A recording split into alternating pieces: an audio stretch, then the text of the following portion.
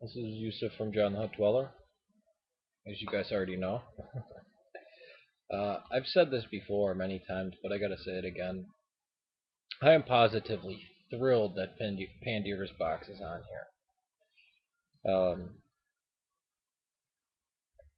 There is so many times when people claim to be Gnostic, and they say, "Oh, and Paul came in and ruined Christianity." Uh, Paul was the first Gnostic. If you're a Gnostic, well, I guess you'd say Jesus was, but his writings uh, used heavily. I got blood on my face. Shoot. I don't know what that's from, but yeah, no. This is exact. This Pandir's box would be totally at home in one of the monasteries that had the Nag Hammadi library. He believes exactly what uh, the early third century Gnostics believed. Exactly. Um, it's finally good to meet somebody who's honest. I disagree with him on so many things, but just an honest human being uh, who's a Gnostic. I mean, not the. I mean, oh, I'm a Gnostic and I believe Mary Magdalene was the second part of the incarnation, and that Paul was the enemy, and that we should observe the law, and that this and that, and blah blah blah. It's like, oh my God. Or the neo-pagans who claim to be Gnostic. Yikes. Um, yeah, I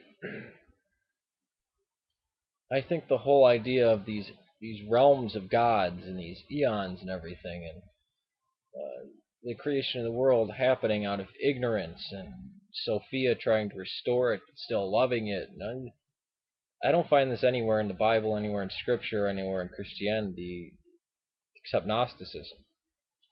Uh, but I am glad that there's actually somebody on here representing ancient Gnosticism correctly. Uh, and there's things where we wind up defending each other on. It's like Council of Nicaea. He says, yeah, Theus Paladin's an idiot.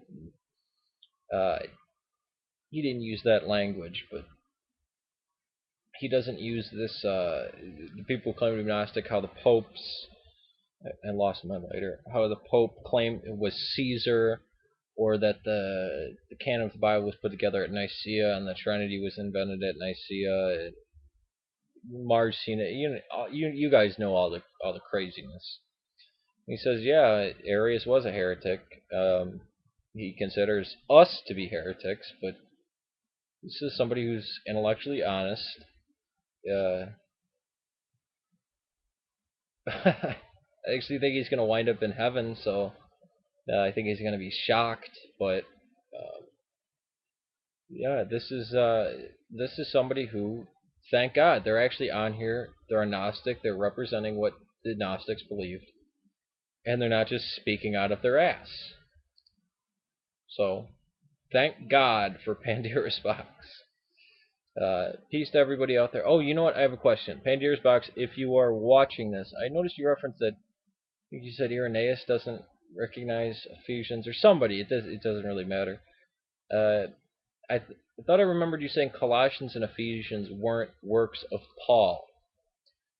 Can you elaborate on that? First of all, how do you make that decision?